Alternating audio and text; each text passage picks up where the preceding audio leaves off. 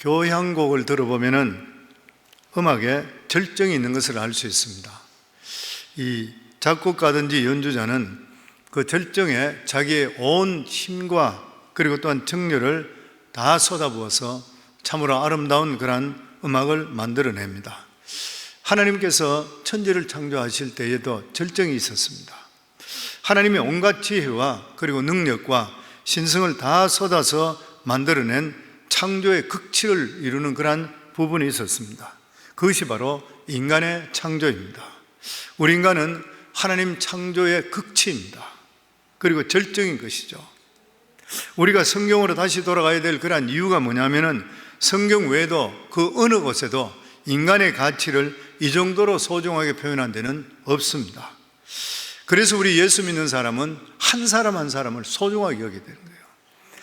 하나님께 사람을 창조하실 때 가장 먼저 특이한 점은 우리 인간을 창조하시는 문제를 두고 하나님끼리 의논을 했다는 것이에요. 1장 26절에 보면 하나님이 이르시되 우리의 형상을 따라 우리의 모양대로 우리가 사람을 만들고 그들로 바다의 물고기와 하늘의 새와 가축과 온 땅과 땅에 기는 모든 것을 다스리게 하자 하시고, 하나님께서는 모여서 이런 식으로 사람을 만들어 저런 일을 하게 하자 이렇게 의논했다는 것이에요. 도대체 누구하고 의논하신 것이죠? 성부 하나님, 성자 하나님, 그리고 또한 성령 하나님, 삼위일체 하나님께서 서로 의논을 했습니다. 사실 유대인들이 볼 때에 이 창세기의 처음에 바로 나오는 유대인의 이 자기들이 읽을 때 우리가 이렇게 했는 말, 복수로 나왔는 이러한 표현만큼 자기들을 곤혹시키는 부분들은 없는 것이에요. 왜냐하면 그들은 모세를 통해서 하나님은 유일하게 한 분이심을 귀가 따갑게 들었기 때문인 것입니다. 하나님은 오직 한 분이어야 되는 것이에요. 그런데 창세기 처음부터 하나님 자신을 우리라고 부르고 계시는 것이에요. 그런데 이스라엘 백성들의 놀라운 점이 뭐냐면은 하나님께서 하시는 이 말씀이 자기들이 알고 있는 것과 다르다 한다 하더라도 감히 하나님 말씀을 바꾼다든지 수정하려고 하지 않았다고 하는 것입니다. 이 점은 우리도 배워야 되는 것이죠. 우리가 성경 말씀대로 살다 보면 우리의 상식과 우리의 지식에 틀릴 때가 있습니다. 우리 내 생각하고 다를 때가 있는데 있죠. 그럼에도 불구하고 우리들은 성경을 바꾸는 것이 아니라 내 자신을 쳐서 복종해서 하나님 말씀에 순종해야 될 줄을 믿습니다. 요한복음에서 예수님께서 말씀하신 것이 무엇입니까? 인간을 창조하시기 전에 삼위 하나님께서 의논하셨다는 것이에요. 사람을 왜 창조하시며 그들이 죄를 짓게 되었을 때에 누가 책임질 것인지, 이런 모든 일들이 삼위 하나님 사이에 의논이 있었다는 것이에요. 하나님께서 인간을 창조하신 목적이 어디인 것입니까? 하나님의 영광에 같이 거하기 위해서, 하나님과 영원히 함께하기 위해서. 우리 인간을 만드실 때 단순히 돈이나 벌고 자식들 잘 키우라고, 직장생활 잘하라고 우리 인간을 창조하신 것이 아니라는 것이에요. 하나님께서는 하나님의 거룩한 그 영광에 우리를 초청해 그 영광을 맛보고 그 안에 같이 함께 거하기 원하시는 것이에요. 하나님은 삼위 하나님으로서 충분하신 하나님이십니다. 천사나 피조물이 없어도 되는 것이에요. 하나님께서는 외롭지 않는 것이에요. 아무것도 부족함이 없으신 분입니다. 그러나 하나님께서는 피조물 우리를 만드시고 특히 그 가운데서 우리를 창조하신 그러한 이유는 하나님의 이 엄청난 영광의 교제와 그 기쁨에 함께 만나서 함께 나누기를 원하시는 것이에요. 하나님께서는 인간을 만들기 전에 우리 인간의 자유의사를 주시기로 결정을 하셨습니다. 그 말이 뭐냐면 인간이 범죄할 수 있다는 것을 수용하시는 것이죠. 그리고 만약에 인간이 범죄하게 될 때는 그 인간의 범죄에 대한 모든 것을 해결할 수 있는 짐을 성자에게 주셨던 것이죠. 그리고 하나님의 아들을 믿는 자들은 누구든지 간에 이 하나님은 그 모든 죄를 용서하시고 성령을 주시기로 결정하셨습니다. 그 결정이 있었기 때문에 예수 그리스도께서 이 세상에 오시고 그리고 십자가에 달려 죽으신 것이에요. 그런데 앞부분에서는 이런 부분까지 말씀하고 있지는 않는 것이에요. 오직 하나님께서 인간을 특별히 창조하셨고 또 그러한 지위를 주셨다는 것을 밝혀주고 있습니다. 그러나 사실 이 성경 전체를 다 돌아보게 될 때는 하나님은 단순히 우리를 그냥 만드시고 어떤 지위를 주신 것이 아니라 우리 범죄에 대한 책임과 그리고 궁극적으로 어떤 영광 가운데 우리를 초청해서 어떻게 기쁨 가운데 교제할지에 대해까지 이야기까지 다 나가고 있는 것이요.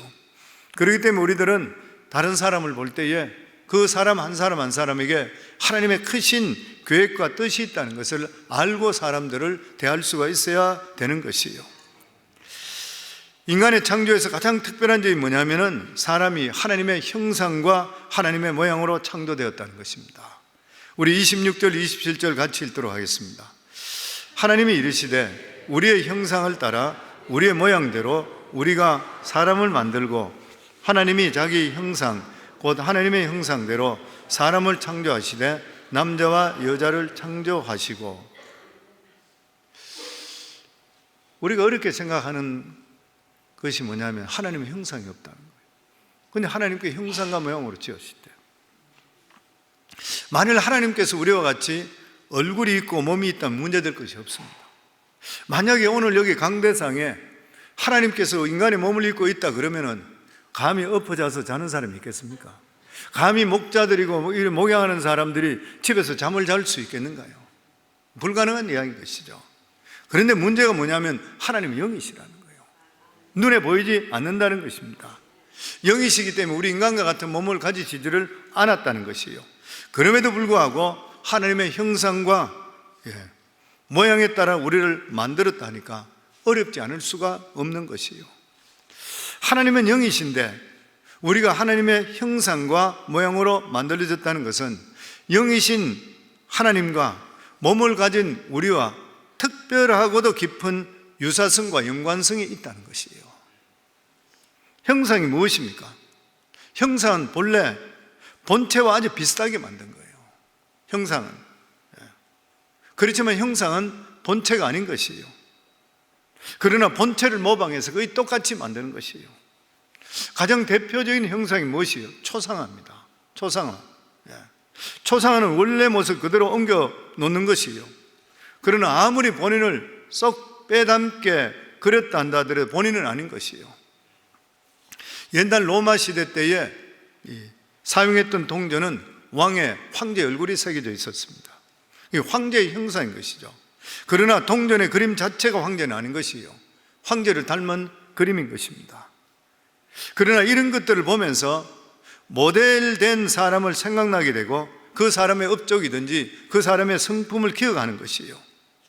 우리는 이렇게 유추해 본다면 하나님의 형상을 찾아낼 수 있습니다. 하나님께서는 그렇게 유추해 보라는 뜻으로 하나님의 형상이라는 말을 우리에게 주시는 것이에요. 우선 첫째로 우리가 하나님의 형상에 따라 창조되었다는 것은 하나님이 우리를 만드실 때 하나님을 모델로 해서 하나님을 원판으로 해서 우리를 찍어냈다는 거예요. 황제의 초상화를 그리거나 흉상을 만들 때 황제의 모델이 있어야 됩니다.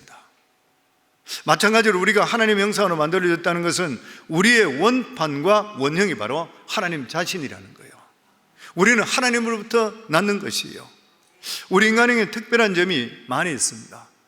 예를 들어서 우리 인간에게 살아갈 때에 아름다운 도덕적인 그런 성품, 그리고 살아갈 때 정의로움, 그리고 또한 사랑의 표현, 이런 것들은 하나님의 원판이에요. 하나님은 의로우신 분이시고 정의로우신 분이시고 하나님은 아름다운 분이시요. 이런 것들을 우리 인간이 어떻게 있을 수 있습니까? 하나님으로부터 왔는 것인 것이죠. 또 뿐만 아니라 인간은 언어를 사용합니다. 언어가 어디서 나왔는 것입니까? 하나님으로부터 나오는 것이요. 하나님의 별명이 뭐예요? 말씀하시는 하나님이십니다. 오늘도 하나님께 우리에게 지금 말씀하고 계시는 것이요. 또 인간의 특별한 하나님 관계를 이루는 것은 하나님께서는 사회성을 이루고 계셨습니다. 성부, 성자, 성령 하나님, 이렇게 사회성을 이루기 때문에 인간은 홀로 절대 못 살아요.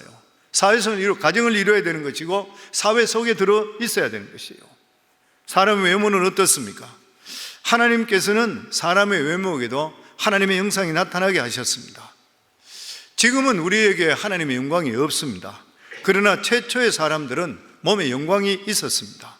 영광의 옷을 입고 있었기 때문에 벌거벗은데도 불구하고 부끄러운 줄을 몰랐던 것이에요.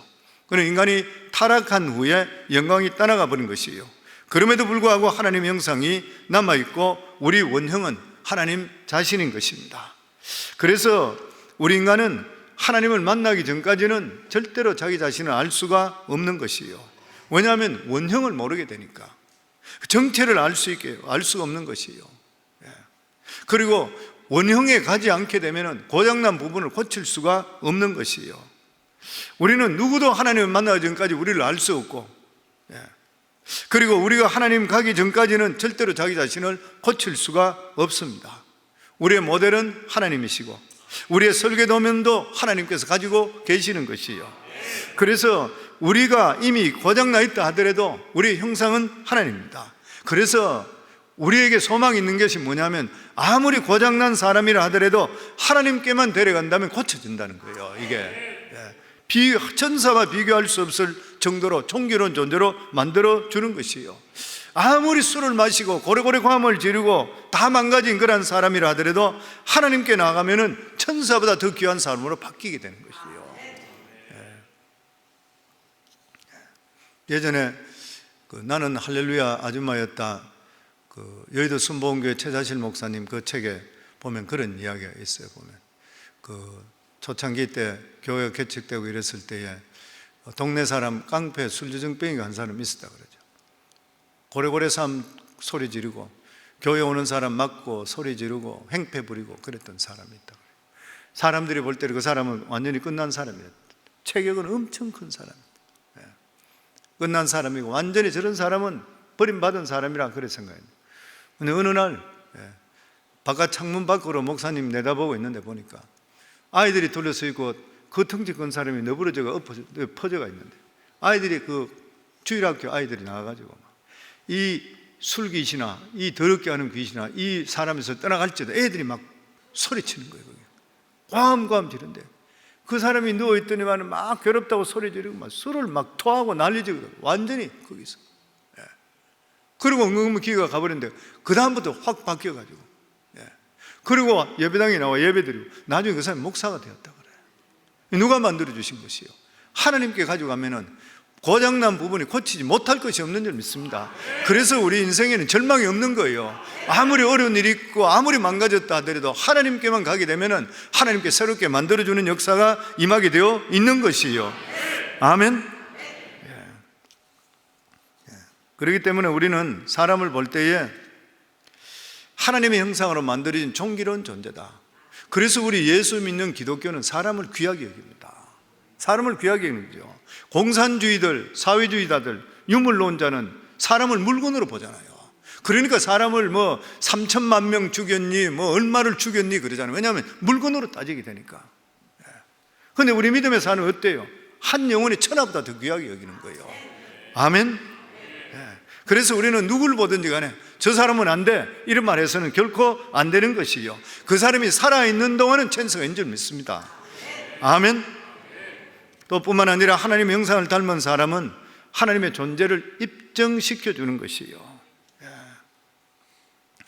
하나님을 믿는 사람들은 살아가는 삶들 속에서 하나님께서 원하시는 삶을 살아가게 되어 있습니다. 믿음의 삶을 살아가는 사람은 믿지 않는 사람이 이해되지 못하는 것이에요. 그런데 하나님이 계시다는 걸 알고 체험했기 때문에 하나님께서 원하시는 삶을 살아가는 것이에요. 정력대로 살지 않고 하나님 기뻐하는 삶을 살아가는 것, 이런 삶을 자기 자신을 자제하고 사는 것, 이런 것들은 하나님에 있다는 것을 입증하는 것이요. 또 뿐만 아니라 하나님의 형상을 닮은 사람은 하나님의 통치를 보여주는 것입니다. 황제, 왕의 사진이 자기 집에 걸려있다 말은 왕의 통치를 받는다는 것이죠. 한국에도 보니까 대통령이 되게 되면 대통령 사진을 관공서든지 이런 데 건다는 것은 그 사람의 통치를 받는다는 것이에요. 북한이라는 것 같으면 김일성 부자나 김정은 사진을 걸어놨다고 하는 것은 뭐냐면 그들의 통치를 받는다는 것이에요. 로마 시대도 마찬가지로 로마 황제가 다스린 곳에는 모두 로마 황제의 얼굴과 로마 황제가 새겨진 돈을 사용했던 것이에요. 우리들은 누구의 통치를 받습니까? 하나님의 통치를 받는 것이에요.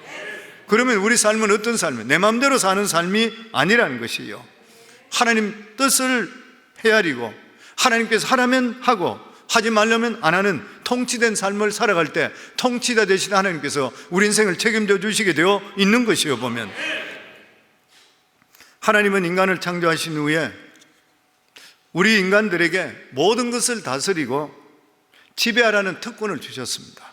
오늘 26절에 보면 하나님이 이르시되 우리의 형상을 따라 우리의 모양대로 우리가 사람을 만들고 그들로 바다와의 물고기와 하늘의 새와 가축과 온 땅과 땅에 기는 모든 것을 다스리게 하자 하시고, 여기서 보면은 하나님께서 우리 인간을 만드신 후에 모든 것을 다스리겠다고 그랬습니다. 다스린다. 이걸 역으로 생각하면 지배받지 않는다는 거예요. 다스린 자이지 남에게 지배를 안 받는다는 것이에요. 다시 말하면 어떤 영향력에도 굴복하지 않는다는 것이에요. 이것은 우리 예수님의 삶을 통해 우리가 분명히 볼 수가 있었습니다. 예수님 말씀 한마디 말씀을 통해서 정복되지 않는 것이 없었던 것이에요. 성난 물결과 그리고 또한 파도, 예수님을 굴복시키지 못했습니다. 귀신도 예수님께 굴복했고 질병도 예수님 앞에 무릎 꿇었던 것이에요. 심지어 죽음의 공포마저도 예수님을 이길 수가 없었습니다. 이것이 바로 다스리는 것이에요. 그렇기 때문에 성도 여러분, 하나님의 백성에게 다스린다는 것은 어떤 것에도 우리는 굴복당하지를 않는다는 것이에요.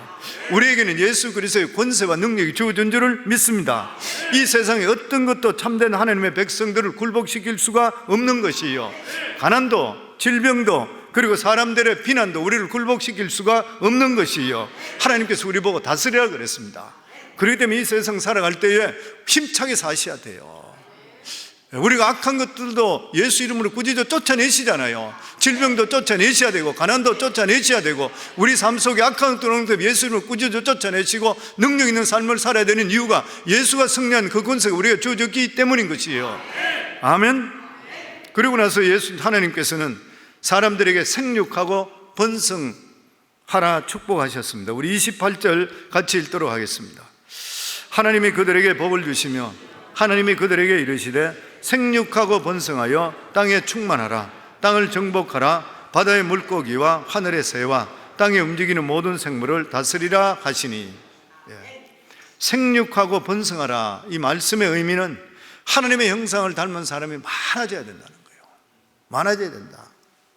하나님이 원하시는 것은 죄의 형상을 가지는 그러한 사람들이 땅을 가득 채우는 것이 아니라 하나님은 의로우시고 사랑에 충만하시기 때문에 이 세상을 사는 사람이 의롭고 사랑에 충만한 사람이 가득 차기를 원하는 것이에요. 그래서 단순히 사람만 많아진다는 그런 뜻이 아니라 하나님께서는 의로우시고 믿음으로 살려고 하는 사람이 많아지는 것을 기뻐하는 것이에요. 그래서 우리들은 영혼 구원도 마찬가지지만 그들이 예수 믿고 나서 삶이 바뀌어야 되니까 그들에게 복음을 전담을 통해 그들의 삶도 축복을 받고 하나님께서 기뻐하는 삶을 이루게 되어 있는 것이에요. 그러면 하나님께서는 이 세상에 있는 모든 것들에게는 채소와 풀을 양식으로 주셨습니다. 우리 29절에 30절 같이 읽겠습니다. 하나님이 이르시되 내가 온 지면에 씨 맺는 모든 채소와 씨 가진 열매 맺는 모든 나무를 너희에게 주었노니 너희의 먹을 거리가 되리라. 또 땅의 모든 짐승과 하늘의 모든 새와 생명이 있어 땅에 기는 모든 것들에게는 내가 모든 푸른 풀을 먹을 거리로 주노라 하시니 그대로 되니라. 오늘 이 성경에 보면은 하나님께서는 사람이 먹을 것과 동물이 먹을 것 처음부터 구별했습니다. 먹을 것 구별했어요. 다투지 않게 하시는 거예요. 그렇기 때문에 사람이나 동물이 아무리 많아진다 하더라도 먹을 걸 걱정할 필요 없습니다. 하나님이 주시는 거예요. 서로 먹을 것이 틀리기 때문인 것이에요. 마찬가지로 우리가 이 세상 살아갈 때에 우리의 영역과 지위는 믿지 않는 사람의 영역과 지위하고는 구분되어 있습니다. 이걸 우리가 확실히 알아야 돼요. 이 세상이 아무리 경쟁적이라 하더라도 하나님의 백성에는 할 일이 따로 있는 것이에요.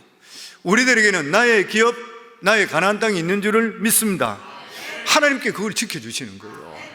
아멘. 그렇기 때문에 우리는 두려워하지 말아야 되는 것이고 남들과 싸울 필요 없는 거예요. 하나님께서는 하나님의 자녀들에게 필요한 것을 채워주시게 되어 있는 것이고 만약에 우리 것이라 그러면 남이 가져갔더라도 빼앗아서 우리에게 주시는 하나님이십니다.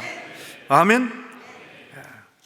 그렇기 때문에 어떤 사업을 하시든 어떤 직장을 가지고 다니시든 하나님께서는 나의 것을 지켜주시고 보호해 주시는 것을 믿으시기 바랍니다. 아멘. 하나님을 알면 알수록 경험하면 경험할수록 이거 확실히 더 느낄 수 있어요. 이거 하나님께 내 걸 보호해 주셨네. 아니면 이런 것들을 나에게 위해서도 리저브해 주셨네, 우리가 알 수 있게 되는 것이죠. 그리고 나서 하나님께서는 이렇게 창조하신 후에 참 좋았다 감탄했는데 마지막 날에는 심히 좋았다 그렇게 말씀합니다. 우리 31절입니다. 같이 읽겠습니다. 하나님이 지으신 그 모든 것을 보시니 보시기에 심히 좋았더라. 저녁이 되고 아침이 되니 이는 6째 날이니라. 하나님은 자기의 창조물을 보시고 참으로 좋았다, 심히 좋았다. 여기에서는 이 말 속에는 세 가지 뜻이 내포되어 있습니다. 첫째는 하나님의 창조에는 부족함이나 모자람이 없다. 하나님 안에서는 부족함이나 모자람이 없습니다. 하나님이 주신 은혜를 우리가 체험하게 되면 너무 만족합니다. 너무 감사가 넘치죠. 두 번째는 하나님의 창조에는 미숙함이 없다는 거예요. 하나님은 처음에 우리 인간을 불완전하게 만들면서 차차 종의 형태로 만드는 것이 아니라는 거예요. 하나님은 인류를 만드신 것이 처음부터 아담과 하와 어른을 만들었습니다. 그러면서 하나님께서 우리를 전혀 부족함이 없이 우리를 만들었습니다. 진화론이 허인 것이죠. 차츰차츰 바뀌는 것. 전에도 그런 이야기 한번 들었는데, 제가 브라질에 갔을 때 거기서 이 아마존 밀림 쪽으로 들어가는 배를 이제 타게 됐는데, 그 아마존 밀림 쪽으로 타는 배를 탔을 때에 마나우스 쪽으로 들어가는 데인데, 인디안촌으로 가기 위해서 가는데 배 위에, 저 위에 옆에 앉아 사람이 별로 없었어요. 그런데 탔는 사람 중에 한 사람이 아주 청소하게 깨끗하게 잘생긴 노인이에요. 아주 깨끗하게 생겨서 몸도 호리호리하고, 그리고 아주 작은 점잖고 부하게 생겼어요. 그러면서 그분하고 이야기를 하게 됐던 거예요. 내가 복음을 좀 전해야 되겠구나, 그래 물어보기 위해서 했는 거예요. 그래서 제가 이야기하면서 당신 예수 믿느냐 이렇게 물어보니까 자기 안 믿는다 그래요. 그러면서 당신 그러면 여기 브라질 사니까 브라질리냐니까 브라질 사람이냐 물으니까 자기가 유태인이라 그래요. 그런데 유태인인 것 같으면 하나님을 믿겠구나. 하나님 안 믿는데. 유태인 중에 진짜 하나님 믿는 사람은 한 20% 정도밖에 안 된다 그래요. 요즘은 그래 됐다 그래요. 자기가 안 믿는다 그러더라고요. 그래서 그럼 하나님 안 믿으면 어떻게 되냐? 그러니까 자기 몸 관리를, 자기 80이 훨씬 83인가 80 몇 살이에요. 근데 진짜 꼿꼿하고 뭐 굉장히 왕성한 사람. 자기 몸을 너무 관리한대 자기는. 왜냐면 오래 살아야 되기 때문에. 왜냐면 살다가 죽으면 끝이기 때문에 자기는 뭐 너무 몸에 집중한다 그래. 그래서 내가 너 보니까 너무 깨끗하게 보이고 참 귀하게 보이는구나. 그래. 자기는 좋은 것만 골라 먹고 그리고 몸을 관리를 해서 오래오래 살려고 한다. 죽으면 어떻게 되는지 아니까 죽으면 끝이래요.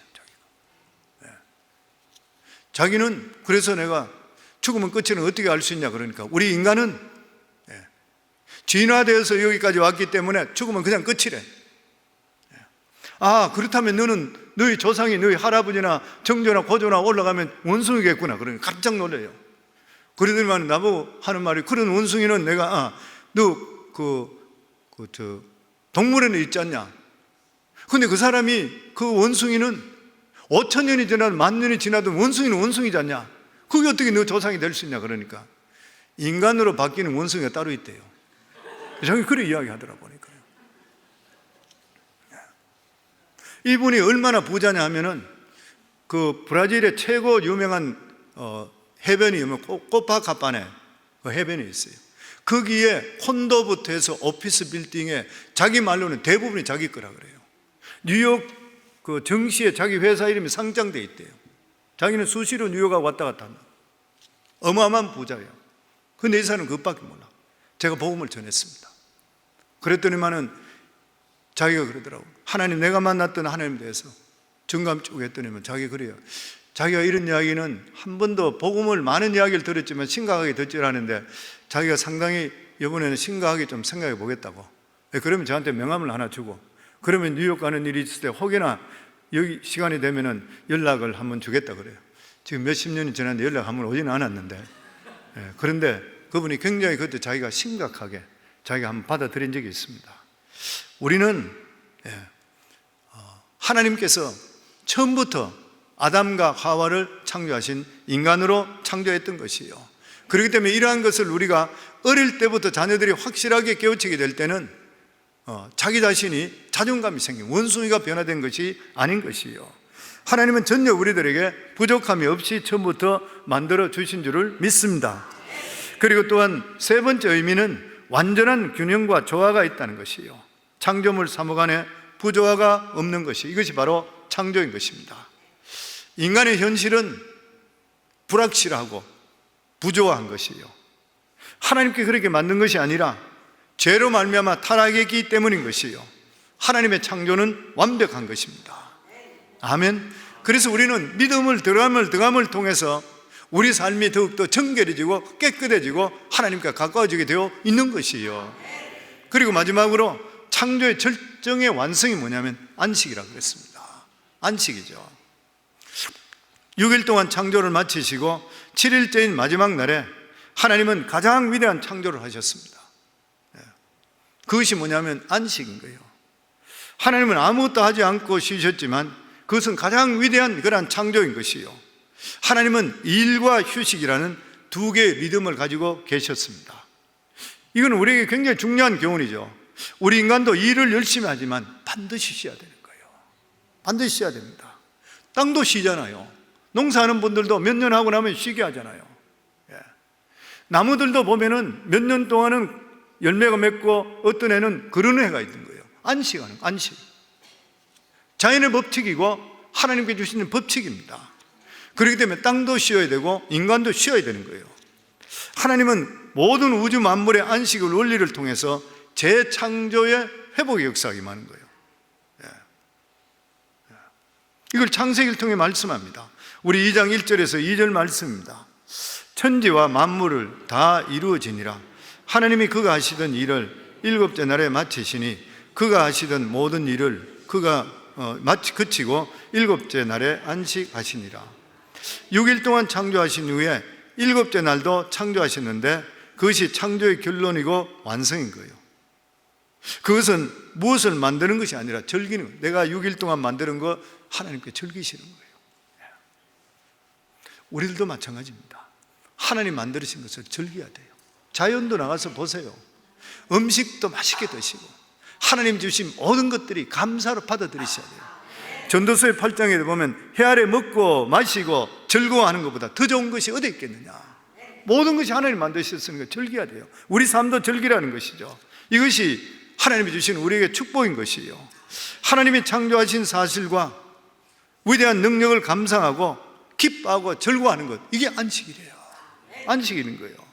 그런데 우리가 계속 일만 하면 전혀 못 느껴요. 이건 느낄 수가 없습니다. 저도 미국 와가지고 학교 다니고 할 때에 일주일 내내 일했습니다.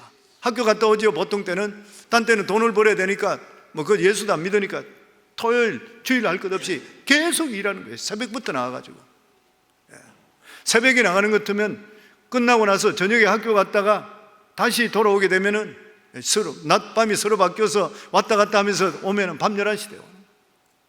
밤 11시 돼 와서 자고 새벽 10시 전에 또 나가는 거예요. 일주일 내내 했습니다. 그러니까 이게 세상이 이래 가는지 저래 가는지 전혀 구분이 없어요. 정신이 없는 거예요. 그냥 일주일 내내 계속 해보면은 왜 사는지도 모르게 되는 것이에요.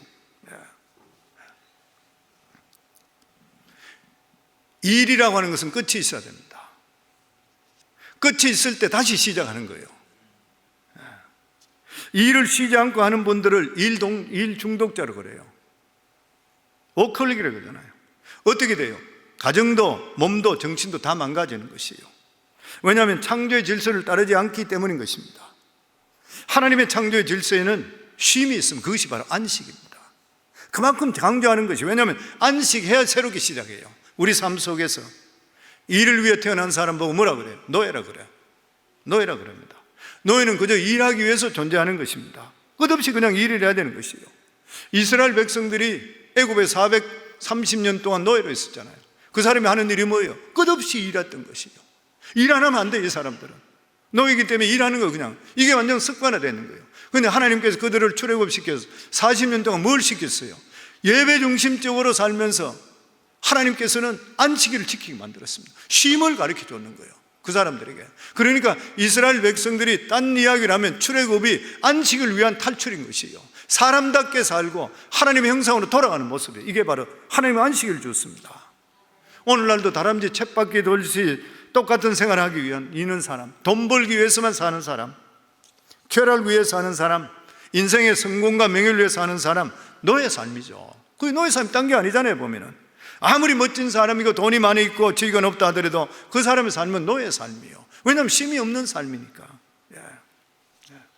이 노예 삶에서 해방이 바로 안식의 삶입니다. 그 안식일을 지키는 사람이 누구냐? 하나님 자녀들이잖아요. 하나님 자녀입니다. 노예 삶에서 벗어나 하나님의 자녀로 삶을 사는 사람. 안식일을 지키는 사람이 누구냐? 자유인이에요. 자유인. 일주일 동안 세상에 살다가 모든 것을 내려놓고 안식일날 하나님께 나와서 예배드리는 거 얼마나 축복인지 모르는 것이에요. 세상 관계 다 잊어버리고 교회 와서 하나님께 예배드리는 것, 영적으로 다시 살고 내가 다시 회복되는 일인 것이에요. 그래서 교회 새로 오는 성도님들, 처음 오는 성도님들 상담할 때 제가 꼭 이야기해요. 1년 동안 52주 동안 주일 예배 안식일이잖아요. 주일을 무조건 한번 지켜보세요. 1년 안에 당신 반드시 바뀝니다. 왜냐하면 하나님 살아계시기 때문에. 아멘. 그래서 성도님들 오늘도 이렇게 나오셔서 새벽에 나와서 말씀 듣는 분이 복이 있는 이유가 하나님 말씀을 들으면은 우리 영혼이 다시 새로워져요. 재충전 받을 수 있게 되는 거예요. 이번에 생각해 보니까 우리 교회는 보면 중직자들, 우리가 안수 집사들부터 해서 권사들 이런 사람 세울 때에 반드시 사인 받는 게 뭐냐면은 일주일에 3번 교회 나오라 그래요. 근데 지키는 사람이 있고 안 지키는 사람이 있어. 그거가 못 지킬 것 같으면 받지 마라 그랬는데 하겠습니다 사인해놓고 안 나타나요. 근데 이게 좀 강하게 해야 될 것 같아. 이제부터 특별히 목자들은 이 토요일이든 수요 예배 하나님 말씀대로 나와야 돼요. 목자가 은혜로 충만해야지 목원들이 충만해져.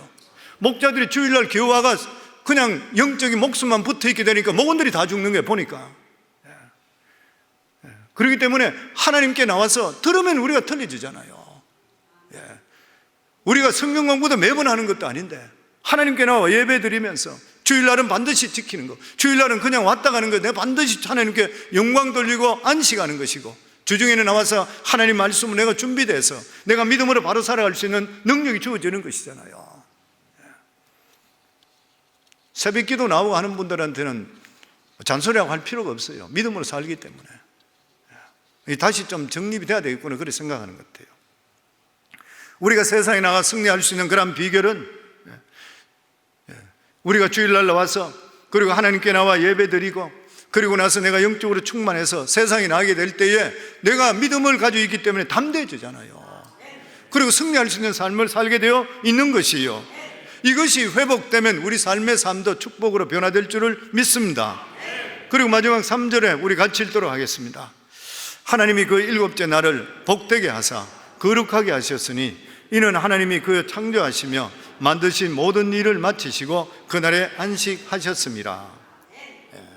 이 안식일에 대해서 말씀할 때 7째 날을 여기 보면 복되게 하사 거룩하게 하셨으니 7째 날은 거룩하게 하셨다. 특별 용도로 구별했다는 겁니다. 거룩했다는 게 구별이잖아요. 그러니까 우리가 주일날은 구별된 날이에요. 성경은 특별한 용도로 구별한 것은 거룩하게 했다 그랬습니다. 우리가 지금 마이크가 여기 있죠. 강대상에 있습니다. 이게 교회에 들어와서 하나님 전에 쓰임받게 되면 거룩한 물건이 성물이 되는 거예요. 교회 부엌에 있는 숟가락, 젓가락 하나님 전에 쓰임받는 건 거룩한 것이에요. 혹여나 숟가락, 젓가락 함부로 쓰지 마세요. 다 거룩해요. 하나님 전에 있는 것들이 모든 것들은 구별되어 있다는 거예요. 하나님께 거룩한 것은 절대로 다른 용도로 써서 안 됩니다. 성경에 보면은 다른 용도로 썼다 즉사한 사람이 있었죠. 바벨론 왕 이 벨사살, 그의 아버지 느부갓네살이 이스라엘 성전에서 기물들을 모두 다 바벨론으로 다 옮겼습니다. 그런데 성전에 있는 그 잔을 가지고 술을 마셨어요. 그날 밤에 그는 죽어버렸습니다. 하나님께서 하루를 우리에게 거룩하게 하셨다는 뜻은 하루를 하나님 용도로 사용해요. 다른 목적으로 사용하지 말라는 것이요. 이게 하나님 말씀에도 순종하고 우리가 사는 거예요. 우리가. 그리고 안식일은 어떤 일이라고요? 여기 보면 하나님이 그 일곱째 날을 복되게 하사, 안식일은 어떤 날이요? 복받는 날이에요. 복받는 날. 첫째 때부터 여섯째 날까지는 하나님께 창조하신 데 참 좋았다 그렇게 하셨는데, 이 날은 복 주셨다 말은 없습니다. 복 주셨, 일곱째 날만 주셨어요. 그렇기 때문에 성도는 복 받는 비결은 복 주시는 날에 하나님께 나오는 것이 복 받는 줄을 믿습니다. 주일날 절대로 엉뚱한 데 가시면 안 돼요.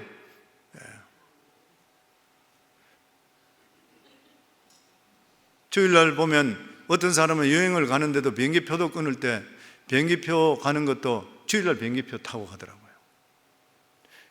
비행기 안에서 무슨 주일 예배 드려요? 토요일날 가서 주일날 가까운 데 교회 가서 예배 드리든지, 아니면은 월요일날 출발하든지, 돈이 몇십 불 더 비싸다 하더라도 하나님께서 수천 배 수백 불을 그 사람 보고 갚아주셔요. 항상 그렇게 생각하셔야 돼요. 초점이 어디 맞춰야 되는 중요한 것이에요. 보면 내 편리하고 내 하기 좋다는 것이 아니라, 항상 내가 생각할 때에 내가 어떻게 하면 하나님을 더 기쁘게 하고 하나님 위해서 할 수 있을까? 하나님 반드시 그 사람 잡아주시고 절대 안 버리십니다. 아멘. 주일날 소홀하게 생각하지 마시고, 앰뷸런스 타고 가기 전까지는 엎어져도 하나님께 엎어주셔야 돼요. 반드시 하나님 복을 주시게 되어 있으면, 왜냐하면 그날은 복 받는 날이라 그렇기 때문에 그래요. 사업이 바빠지고 주의가 높아지고 이렇게 바쁘게 되면 주의를 소홀하게 생각할 수 있어요. 사람이 사업이 아무리 바쁘고 모든 일이 바쁘다 하더라도 나를 지켜주시고 여기까지 오게 하신 분이 하나님이라는 것을 인정하신 것이 예배드리는 것이에요, 여러분. 아멘. 하나님을 경외하는 민족과 백성은 절대 망하지 않습니다. 하나님을 최우선으로 두고 경외하는 사람에게는 하나님께서 복을 주시는 것이에요. 하나님이 복 주시는 일곱째 날에 대한 특별한 명령이 십계명이 되어 있습니다. 이것은 구약시대만 국한된 것이 아니라 하나님을 믿는 모든 백성은 믿어야 될 하나님의 명령인 것이에요. 출애굽기 20장 8절에서 11절 같이 읽도록 하겠습니다. 안식일을 기억하여 거룩하게 지키라. 여섯 동안에 힘써 내 모든 일을 행할 것이나 일곱째 날은 내 하나님 여호와의 안식일인즉 너나 내 아들이나 내 딸이나 내 남종이나 내 여종이나 내 가축이나 내 문 안에 머무는 객이라도 아무 일도 하지 말라. 이는 엿새 동안에 나 여호와가 하늘과 땅과 바다와 그 가운데 모든 것을 만들고 일곱째 날에 쉬었음이라. 그러므로 나 여호와가 안식일을 복되게 하여 그 날을 거룩하게 하였느니라. 아멘. 하나님이 쉬셨기 때문에 우리도 쉬어야 돼요. 하나님께서 일하셨기 때문에 우리도 일하는 것이에요. 그렇기 때문에 하나님께서 나 여호와가 안식일을 복되게 하여 그 날을 거룩하게 하였도다. 창세기에서부터 출애굽까지 지금까지 똑같은 말씀을 주시는 것이에요. 오늘 말씀을 정리하면은 하나님께서 인간의 창조, 그리고 인간을 만드신 것은 창조의 절정이고 극치라는 거예요. 하나님이 온갖 지혜와 능력과 신성을 동원해서 최고의 걸작품을 만드는 것이 바로 우리 인간인 것입니다. 그저 밥이나 먹고 장사나 하고 그리고 쾌락이나 즐기고 이렇게 사는 것이로 만드는 것이 결코 아니라는 것이요. 인간이 존귀롭다는 이유가 어디 있습니까? 사명받았다는 것이잖아요. 사명받은 것입니다. 예수를 모를 때는 사명을 몰라요. 돈 잘 벌고 잘 사는 게 그게 최고예요. 예수를 알고 나면 한 사람의 영혼, 하나님의 뜻을 우리 자신들이 나타내는 삶을 살아갈 수 있어야 되는 것이에요. 돈 벌더라도 일 때문에 일하는 것이 아니라 사명 때문에 일하기를 주의 이름으로 축원합니다. 이게 인간의 본질인 것이에요. 그리고 안식은 하나님의 주권을 선포하는 날입니다. 내가 주인이 아니라는 것이에요. 내 인생에 하나님이 내 인생의 주인이라는 것을 선포하는 것이 안식일을 말하는 것이고 바로 그리스도인들의 안식인 것이에요. 그리고 이러한 안식일 주일, 그리고 하나님 말씀 받는 일에 대해서는 항상 우리 자신들을 최선을 다해서 주의 말씀을 받아 우리 삶이 새로워져서 승리하고 회복되는 삶이 되기를 주의 이름으로 축원합니다.